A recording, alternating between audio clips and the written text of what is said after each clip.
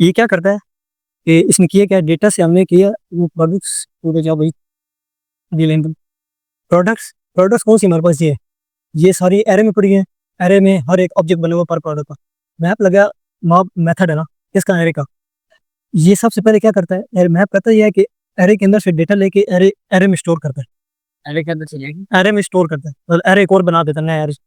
लेकिन एरे बनाया किसने, जिस चीज का हम इससे लेना चाह रहे हैं, इसने फिर लैपटॉप, टेबल, पीसी, इन सब का एक एरे बना दिया। ठीक है, ये एरे तुम लागे बनाया यार, एक एरे बनाया ना, एक एरे के अंदर सारी अलग अलग चीजें डाल दी इसने। ठीक हो गया। फिर इसने क्या किया कि हमने क्या किया, हमने ये रिजल्ट की आईडी दी डिव की, इसको पकड़ा और हम चाह रहे हैं कि यार ये जो डेटा है ना ये वाला इसके अंदर आना चाहिए। इनर एचटीएमएल किया और डॉट डेटा डॉट ज्वाइन। अब ज्वाइन किया, इसको हटाएं। अगर ज्वाइन तो मेरे ख्याल से इसको सबसे पहले कहते हैं कंसोल, हम चेक करते हैं हमें डेटा डिस्प्ले किस तरह हो रहा है, पूरा समझ में आया ना। लाइन ओवर 25, हाँ एरे बनाया है इसने, और हर एरे में ये देखो अलग अलग डिव बना दी। क्यों, क्योंकि हमने इधर जनाब, हाँ मैं यहाँ शो, हाँ मैं यहाँ शो। अभी यहाँ शो उसकी वजह ये है कि हम कंसोल आल जब किया ना, कंसोल आल, तो उसने मुझे बताया कि इस डिव ली है उसने, गेट कर लिए थे। ये सारा डेटा गेट करता है, रिटर्न के अंदर जो भी चीज होती है ना वो सारी गेट कर लेते हैं। ये वो जब पहले यहाँ शो हो रही थी, वो वहाँ शो इसलिए हो रही थी, गलत हो रही थी। अभी मेरे ख्याल से इस तरह ही होगी, मैं आपको दिखाता हूँ। रिफ्रेश करूँ, ये देखो अभी शो नहीं हो रही है। अगर हम इसको करें रिजल्ट के अंदर, ये मिटा, तो ये देखो कोमा भी साथ आया। वो कोमा आएंगे, कोमा क्यों आया, क्योंकि जाहिर सी बात है जब इसने एक एरे रिटर्न किया तो एरे में कोमा को डलता नहीं है। देखो एरे इसने बनाया, इसमें हमने कोमा डाला हुआ है, तो जब ये एरे रिटर्न करेगा तब ये कोमा देगा। तो फिर जो ज्वाइन लगता है कि ये सारा कुछ कोमा वगैरह हटा देता है। अभी आप कहोगे कि यार जब हमने कंसोल लॉक किया है, कंसोल लॉक में हमारी क्या आ रही है, डिव। डिव और लैपटॉप आ रहा है, तो इधर डिव क्यों नहीं आ रही, क्यों, क्योंकि ये एक पेज है। पेज कभी भी मैंने बताया था ये टैग्स को लेते ही नहीं। उस टाइम क्यों आ रही थी, क्योंकि हम अलग कर रहे थे तरीके। वो सीधा सीधा वो समझ रहा था ये टैग नहीं है, ये कोई और ही सिंपल टेक्स्ट, वो टेक्स्ट की फॉर्म में है। अभी हम इसको बता रहे हैं कि यार ये आपने इनर एचटीएमएल की फॉर्म में लेना, अपेंड नहीं करना, इनर एचटीएमएल। हाँ ये भी देखना, ये डबल पी ये अपेंड करेंगे ना। सो भी अपेंड किया, और अपेंड का क्या तरीका है, ये लगा कंट्रोल एक्स। सो भी कंट्रोल एक्स, अभी क्यों सर डेटा अपेंड कर, ये देखो अभी इसने बैक ये जो डेटा था ना ये वाला, इस सारे डेटा को अपेंड कर दिए। लेकिन हमने इसको बताया कि यार आपने अपेंड नहीं करना, आपने एचटीएमएल की फॉर्म में सारा कुछ करना। हाँ इनर एचटीएमएल, ये हमने एक मिस्टेक की। सही, अभी कोमा क्यों दे रहे हैं, क्योंकि कोमा हर हर इसके बाद क्या है, कोमे को तो लेता है जारी पता है, इसलिए फिर ज्वाइन लगाते हैं कि हाँ ये ज्वाइन लगाया ना तो कोमा इसका खत्म। सर हो जस्ट में नहीं बना सकते, इसके हम इसके ऊपर डायरेक्ट वीआर का टैग ही लगा सकते, हम मिस्टेक करो इसके एम्प्ली को नॉट रैप वर्क्स रन देख। हम अगर एचटीएमएल में इसमें वीआर का टैग लगा के आता रहा, ओके हमने उसको खाली कर दिया। जो ब्रेक हो रहा था ना पर ऑब्जेक्ट के हिसाब से, एरे के अंदर सारे ऑब्जेक्ट होते हैं ना, ऑब्जेक्ट के हिसाब से जो भी चीज उसके बाद थी उसको इसने खाली कर दिया, स्पेस कर दिया। हाँ क्या कह रहे हो, हम इसके अंदर वी आर का टाइम तो लगा सकते हैं अगर C S S H T M L में, तो फिर इतना बड़ा ये करने की क्या जरूरत, मतलब ये जो आपने ये ना ना हमने पता क्या किया, ये देखो ये प्रोडक्ट्स है ना, आप शुरू में आया था ना, प्रोडक्ट से एक बैकएंड से डेटा आ रहा है, ई कॉमर्स की वेबसाइट हमने बनाई है, और उस वेबसाइट में एक लैपटॉप है, टेबल है, पीसी है, मैकबुक है, जिस तरह दराज होती है, और उन सारी की प्राइसेस भी हैं, अलग तरह का प्राइस है। तो ये डेटा हमारा बैकएंड से आ रहा है, ये हमने फिलहाल खुद ऑटो मतलब डमी डेटा बनाया बैकएंड वाला। ये बैकएंड से डेटा डेवलपर ने भेजा उधर से आया है, तो हमने फ्रंट एंड का काम किया कि वो उस डेटा को डिस्प्ले कराए सही करके प्रॉपर। अभी इधर हम स्टाइल लगाएंगे ना, डिस्प्ले कराए, और हर आइटम को डिजाइन करके सारी आइटम को उधर अपनी फ्रंट स्क्रीन पे शो करा। अभी हम चाह रहे हैं कि यार आइटम को जो नेम है ना उसका कलर भी चेंज हो, तो स्टीवाई स्टाइल स्टाइल लगाएंगे, और इस तरह सी ओ एल और कलर, सॉरी कलर रेड बात दो, तो ये दो कलर रेड हो गए। ठीक है ना, ये चीज़ मैं चाह रहा था, हम लोगों से गलत इसलिए कर रहे थे, सिर्फ हमारी ये गलती थी ये वाली। इनर एचटीएमएल हम याद नहीं रखते। ज्वाइन क्या करता है कि जो भी डेट में ऑब्जेक्ट है ना, सॉरी एरे, एरे के अंदर हर ऑब्जेक्ट बनेगा, ठीक है ना, तो हर ऑब्जेक्ट के बाद जो भी चीज़ कॉमन डला हुआ है, तो हमने कहा है कि यार उस कॉमे को उठा के खाली स्पेस कर दो, सारों को इस तरह ज्वाइन कर दो बिल्कुल, तो इसने ये कर दिया। अभी समझ आइए क्या हुआ है, अभी हम साथ में ये कह रहे हैं कि इस डिव के बाद क्या हो, ब्रेक हो, बी आर हो, ओ सॉरी इस डिव के बाद होगी पर आइटम है, हर आइटम, हाँ हर आइटम को, और साथ इसमें क्या बनाना हमने, इसकी प्राइस भी तो शो करानी है ना। इधर हम देखेंगे जी कंट्रोल एक्स किया हमने इसको,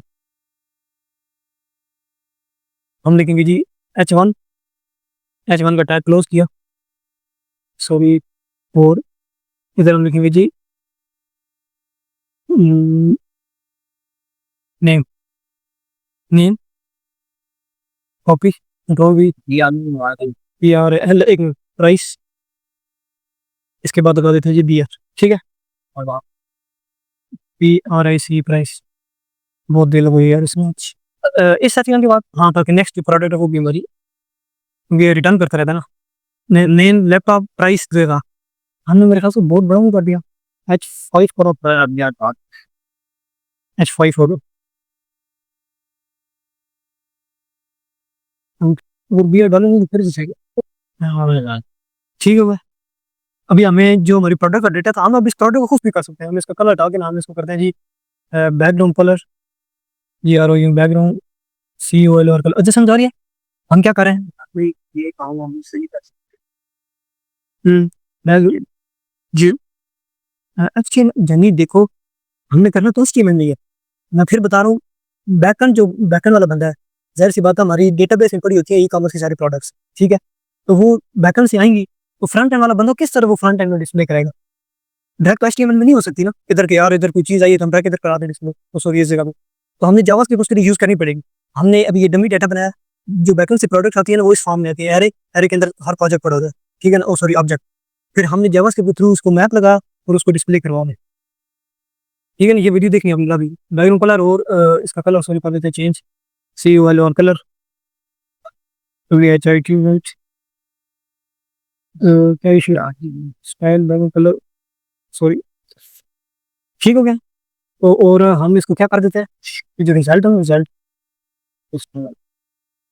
इसको कर रहे हैं डिस्प्ले फ्लेक्स,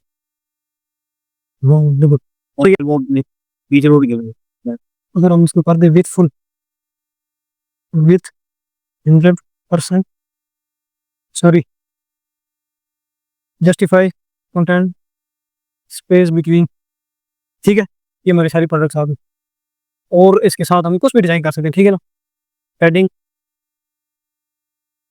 पैडिंग वाली 10 पिक्सेल्स,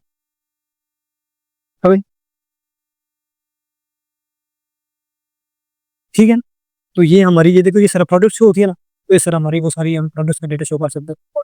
नेक्स्ट मेथड हमने क्या करना है, control we, reduce dot HTML, ठीक, अच्छा ठीक है, मेरा काम सॉरी, बस ये आखिरी HTML ओके हो गया, इसको हम रन करते हैं, और H1 और डी, अच्छा अभी हमने क्या करना है, हेलो, रिड्यूस, रिड्यूस किस लिए यूज होता है, ये चीज रिड्यूस मेथड, देखो हम एरे मेथड पढ़ रहे हैं ना, जब एरेज की मेथड के एरेज के डेटा को किस तरह हैंडल करते हैं बैकएंड से करें, ओके, अभी जिस तरह यूजर, अभी यूजर है हमारी वेबसाइट पे, तो उसने प्रोडक्ट को 6 ऐड उसने की, यार मैंने मंगवानी है, उन सब की प्राइस टोटल हो गई, लिखी आ जाती है ना, ये प्राइस है, अभी बैकएंड से डेटा आया, बहुत सारे प्रोडक्ट्स हैं, यूजर ने की ऐड टू लिस्ट, मेरी बात है वो भी बैकएंड में जाती है ना, ऐड टू लिस्ट करता है उस यूजर का स्पेसिफिक डेटा, अब उस हर प्रोडक्ट की जो प्राइस है ना वो हमने टोटल करके यूजर को दिखानी है, रिड्यूस मेथड इसलिए चीज जैसे मतलब जो भी हाँ एरे के अंदर जो भी चीजें हमने ऐड करके दिखानी हो ना, एरे के अंदर जो डेटा है उसकी प्राइस वगैरह किसी भी चीज आई उनकी हमें उनकी वैल्यू होती है ना, प्राइस में रुपये तो वैल्यू कोई वैल्यू है इसकी, उसको ऐड करके वैल्यू आ रही है फिर ऐड हो जाएगी, और हाँ स्ट्रिंग आ जाए तो वो तो फिर ऐड नहीं होना, हमने सिर्फ वैल्यू ऐड करानी, ठीक है। अभी हम कह रहे हैं कि इन सारी चीज़ों को ऐड कराना हमें, सबसे पहले हम देखो कह रहे भाई const total, total PRIC price, total price हो गया। नेक्स्ट हमने करना है जी प्रोडक्ट्स डॉट रिड्यूस, ठीक है। रिड्यूस का मतलब क्या है, रिड्यूस का मतलब ये है कि ये आपकी किसी वैल्यू को लेता है, एक इनिशियलाइज करते हैं ना वैल्यू के अंदर दो पैरामीटर्स बताए थे ना किसी फंक्शन के अंदर भेजना, 2 पैरामीटर लेता है रिड्यूसर, और एक पैरामीटर को करंट वैल्यू देता है, ठीक है, और एक पैरामीटर को वो वाली जो पीछे से आ रही होती है। अभी यहाँ से 4 वैल्यू आ रही है ना ये वाली प्राइस की, तो ये क्या करता है कि फर्स्ट टाइम पहले हम इसको असाइन कर देते हैं, इनिशियलाइज करते हैं 0, ठीक हो गया। इसका नाम रखते हैं जी हाई ये में मतलब जो हमें रिक्वायर्ड वैल्यू होती है स्टेट फॉर हमें वो वैल्यू, हाँ बिल्कुल, मतलब ऐसे बात करें तो ऊपर फातू चढ़ी शबी होती है उसको उतारनी, मैं आपको सेशन जब से जाकर सही बकरे तो ठीक है वन करंट सर्विस अच्छा, अब ये देखो, एक तो एक्युमुलेट जो है ना, हमने इसको इनिशियलाइज़ कर दिया 0 वैल्यू। एक्युमुलेट तो वैसे एक्युमुलेट मतलब कोई चीज़ आप ना एक्युमुलेट ये करती है इस रिड्यूस में। कि जो भी आपकी प्राइस आ रही है ना, फर्स्ट टाइम तो उसने 0 किया, नेक्स्ट टाइम जब आएगी तो वो पहली प्राइस को लेगी 2000 पे, ठीक है? जब उसके बाद आएगी तो 1000 को, एक्युमुलेट करता रहेगा बार-बार करंट वैल्यू के अंदर।